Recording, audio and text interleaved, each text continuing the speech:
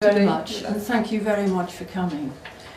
I have this list of quotations. They're on page 2 and 3 in that handout, and I have to apologise because I haven't translated everything into English from Russian.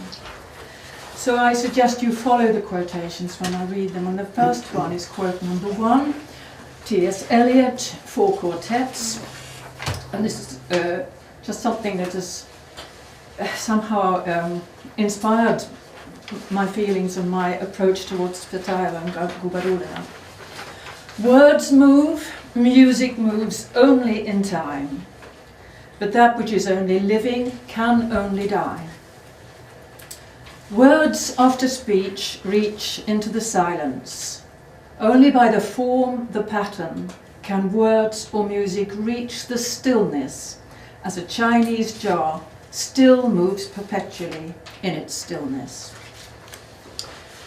Despite her birth in 1931 and her compositions from the late 1950s until today, I consider Sofia Gubaridulina to be an artist creating within Russian modernism. My approach to Gubaridulina comes through her compositions devoted to Marina Tsvetaeva and her poetry. Although neither Gubaridulina nor Tsvetaeva belong to any specific groups, both manifest salient features of Russian modernism. Neither can be called avant-garde, and neither indulges in experiment for experiment's sake. Rather, each pays serious attention to the form, her art, music and poetry, in order to reach beyond the mundane, to generate experience beyond the bounds of mortal time. In the 1970s, I read Susanne Langer's Philosophy in a New Key. Langer states there that music is totally symbolic, that it reflects the morphology of feeling. Accordingly, she rejects both the view that music has no meaning beyond itself, and, as vigorously, the idea that music contains or communicates specific human emotions, joy, sadness, anger, etc. I felt that the morphology of feeling in the sense of emotions was too limited. It seemed to me that music is symbolic for the whole range of human experience as played out in time. And I favour a definition of music that allows it to encompass the time dilemma in its entirety, the fact that human beings are condemned to live in time, but strive constantly to make time-bound experience meaningful. Later in Feeling and Form, Langer too refers to what she calls virtual time, putting it at the centre of her understanding of music. Quote number 2, "Music spreads out time for our direct and complete apprehension by letting our hearing monopolise it, organise, fill and shape it." Carl Berger, in A Theory of Art from 2000, continues this idea, substituting for feeling or human experience in time, quote 3, "the dynamics of my own desire, its arousal, its satisfaction, its frustration."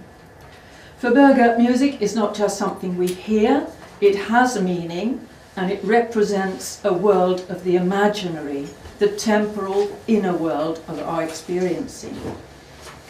He points out that he's writing very much, what he says is true of tonal and metrical music. And my question was, but what about music that, like Gubaridulina's, rejects melody, traditional harmony and the use of regular meters with beats and bars? The book I've really used before coming here is Jonathan D. Kramer's The Time of Music. He starts with Langer, goes much further. Following the traditional logical argument of J.T. Fraser, he says, quote 4, "If the idea of time refuses to conform to the law of contradiction, then we must conclude that time is not independent of experience. We cannot stand outside time and watch it flowing by." Kramer believes that time exists uniquely in music. In quote 5, he concedes the power of music to create, alter, distort, or even destroy time itself, not simply our experience of it. There's a long quote 6, which I won't read up, but read out. But fundamental to his study of time in music is this distinction between linear and non-linear time. Now, we don't need to think too much about temporal linearity in music. I think we're all very much attuned to that. But for him, non-linearity, temporal non-linearity is crucial in this book. And he defines this as the principle of composition and of listening in which events are understood as outgrowths of general principles that govern entire pieces. And he mentions four varieties: multiply directed, gestural, moment, and vertical. For example, a momentary time is a section of music which is encompassed in discontinuities. It doesn't connect backwards or forwards. Whereas vertical time is a temporal continuum of complete stasis, where nothing changes, nothing's moving. He gives these as suggestions for listening, a new way of listening in the 21st century to music. And I found this very, very helpful in listening to Gubaidulina. And I really understand that listening requires learning to listen. I would also say that her music, once you've started to listen to it, does become fairly familiar. Gubaidulina has said that all her works are religious. She's a believer, member of the Orthodox Church, but her spiritual search is directed equally to her soul, her subconscious, and not least to the sense of wholeness to be found in Eastern philosophy and religions. She has a favourite metaphor, and this is an opposition between vertical and horizontal time. Quote number 7, it's her biographer Kurtz who explains this. Vertical time, sometimes referred to as essential or sacred time, or time outside of time, is a metaphor for a deep layer within humans, the realm of the soul, the eternal, the divine. This is Gubaidulina's thoughts. Horizontal or astronomical time is the measurable time of the beat and the clock. It is also, for her, an image of physical existence. When she composes, Gubaidulina experiences a twofold transformation of time. This is also in the quote. The moment of inspiration takes place in vertical time when the composer apprehends the idea of a work in its totality. A multi-layered and as yet undifferentiated column of sound that cannot be expressed in musical notation. This vertical time is then transposed into horizontal time as the composer painstakingly breaks down the totality of her composition into an arrangement and musical score. The second transposition, back from horizontal to vertical time, occurs as the players perform and the audience receives the wholeness of the work. Art, says Gubaidulina, is one of 3 ways that humans have of experiencing vertical time. Art, sleep, and the Eucharist. I'm not going into that, I'm talking about art. I'm going over to Tsvetaeva. In her essay, Искусство при свете, Art in the Light of Conscience, Tsvetaeva gives us a vertical metaphor of the poet. The poet, she says, occupies the low, close sky of the earth. Tsvetaeva states that the work of the poet is to fulfill the task of embodying the spiritual on the one hand and of spiritualizing, translated from the Russian, the physical things of the earth on the other. It's in quote 8, it's in Russian. In a concrete visual and sensual image, Tsvetaeva imagines the vast space of the sky in between heaven as the realm of the spirit and earth as the realm of the physical. If we stand on the edge of the earth, raised 1 millimeter into the sky above, and look up to the heavens, we feel we are above the earth, in touch with the spiritual. But to one looking down from heaven, we would appear to be hardly above the earth at all, virtually indistinguishable from the physical. And here is the poet's enormous and lonely task, to mitigate between the longing of the earth to reach heaven and the longing of heaven to be made manifest on earth. This is Tsvetaeva's poignant definition of poetry that corresponds to Gubaidulina's horizontal and vertical axis of time. Back to Gubaidulina. From around 1983, Gubaidulina began to investigate what she calls the rhythm of form. Instead of using traditional beats and bars, the composer concentrates on proportions of rhythm and becomes increasingly interested in number rows, particularly Fibonacci's series. In an interview she explains, this is quote 10, in the Fibonacci series, the ratio between any two neighbouring numbers approximates the golden section, which I understand as the perfect ratio, representing the universal proportion of life. In the numerical progression of the Fibonacci series, the proportion is getting closer and closer to the absolute mathematical point, but never reaches it. Nevertheless, moving further along this series, we are moving towards perfection. For the composer, the use of number series in her music affords a way of reaching a state of spiritual harmony that is transcendent, beyond the disharmony of temporal reality. According to Valeria Holopova, Gubaidulina may well make use of the Fibonacci numbers series for the first time in her composition Hour of the Soul, 1976, taken from the name of Tsvetaeva's poem.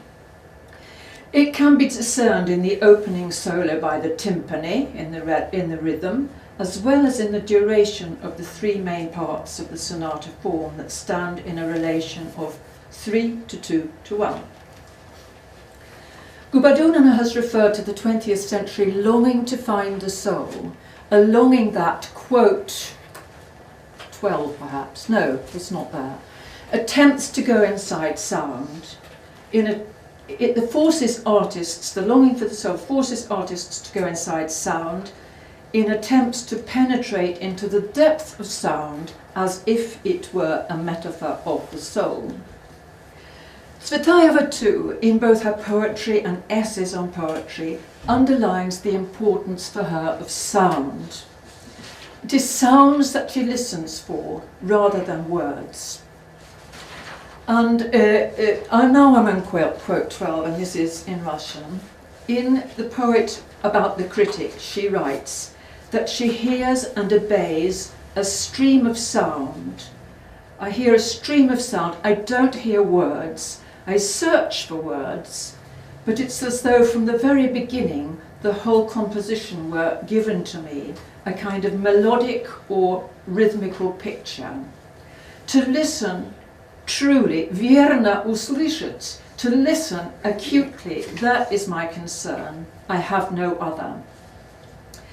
And later in the same article, she explains that she listens for the essence, суть, and trusts that the form will come of itself. And she says the form demanded by the given essence that I listen to, I find, syllable by syllable. And here I really want to pick up this description of Tsvetaeva's poetry as written syllable by syllable. Her poetry, it returns us to the rudiments of the Russian language, to the sounds and the roots of which the language is built, which accounts for the poet's predilection both for paronomasia and for monosyllabic root words. In her triptych, Hour of the Soul from 1923, this consists of 3 short poems. Only the second of these is incorporated into Gubaidulina's composition of the same name. The theme of the poem shifts from erotic innuendo to yearning for motherhood, and not least the powerful but dangerous desire of the soul to be free. The monosyllables hour, night, soul are woven together in a chain of repetitions with shifting meanings. Other mono or disyllabic words are added and repeated: night, owl, mist, dreams. And we found many of these same sounds or words in a lot of Tsvetaeva's poetry, not least this word chas, hour, interwoven in repetitions that gradually become familiar and create a verbal patchwork of strong sounds in which we recognize Tsvetaeva's poetic texture. I had a little passage about the rhyme scheme, but I'm jumping over that because it was in Russian. So, for the poet, Hour of the Soul, the hour of the soul in the dead of the night, it's not a time for quiet meditation or peace, but rather a violent struggle. The poem is filled with ambivalence in its presentation of strong but unresolved passions, conveyed in a forceful, rhythmical, and I want to say masculine voice because she uses masculine rhyme so much in this poem, but I haven't illustrated that. Holopova, discussing Gubaidulina's work, underlines the importance for her of musical drama. In this work, Hour of the Soul from 1976, she proposes a drama of conflict where the orchestra functions as a theatrical group, with various instruments assigned to different roles. The action is played out on the one side by the percussion soloist, the hero, playing the timpani, and supported by the glockenspiel, harp, strings, stringed cymbals, the chang, and the mezzo-soprano voice, which sings the words of the second poem. In particular, the timpani. In quote 14, Gubaidulina says in an interview, "I decided to make the percussion the medium representing Marina's soul, her irrationality and mysticism. Her musical antagonists are Soviet popular and patriotic songs representing vulgarity and the aggressiveness of the common crowd as bred by the Soviet system. On the other side, against the hero, the timpani, stand the brass instruments, French horns, trombones and trumpets, aggressive and threatening." Once we know that the timpani represents Tsvetaeva's soul, we understand the instrument quite easily as being lyrical and tender, vulnerable, just as is the poet and her poetry. Particularly in the exposition of the piece, brash quotations of vulgar Soviet music are countered by the return of the timpani, at first hesitant and then with mounting volume, frustration and fury to reach FFF, fortissimo, fortissimo. The pathos is both heroic and tragic. Tsvetaeva's poem, sung by a mezzo-soprano in the coda, is slow and rather quiet. The solo voice is accompanied by the quiet murmuring of the timpani and the chang, that's a folk instrument. Dorothea Riedepenning interprets the percussion and the vocal soloist as constituting one solo, one soul. I quote from her, "In other words, the singer concretizes the statement of the percussion soloist. She lends him her voice." The combination of atonality and melisma, which is the singing of a single syllable on several notes, creates a very mournful mood. The striking energy of the poem's repeated imperatives, masculine rhymes, etc., are muted. Tsvetaeva's exuberance in willing her soul to be free is overshadowed by tragedy in Gubaidulina's composition. And this is because her musical tribute to Tsvetaeva reaches far beyond the words of the poem as they were written in 1923 to encompass not only the poet's integrity, the courage of her poetry, but also her tragic death. Tsvetaeva's poetry moves away from language as such and towards sounds. Interestingly, Gubaidulina gives many compositions verbal titles that point to the symbolic meaning of her music. Hour of the Soul, in Croce, 7 Words, Silencio. But, often inspired by poetry, the composer does not write songs, she does not set poetry to music. She interprets poetry in music, choosing very few, she takes just very few words to do so. So both artists, Gubaidulina and Tsvetaeva, work tirelessly to find the form, the pattern, words and music, where meaning reaches beyond the mundane, beyond the here and now, to what I have chosen to call the transcendent. In choosing the timpani to represent Tsvetaeva's soul, Gubaidulina has lifted Tsvetaeva's poetry into a time beyond, into vertical time. It's fascinating that she's chosen the percussion, because percussion instruments are really struck, shaken, plucked to produce sequences of sound interspersed with silence. They move, so to speak, in and out of time, varying from gentle and quiet to loud and violent, from slow to fast, from regular to irregular, from lyrical to dramatic. My first response to the choice of timpani to represent Tsvetaeva's soul was astonishment. And now I think the choice was a stroke of genius. Thank you.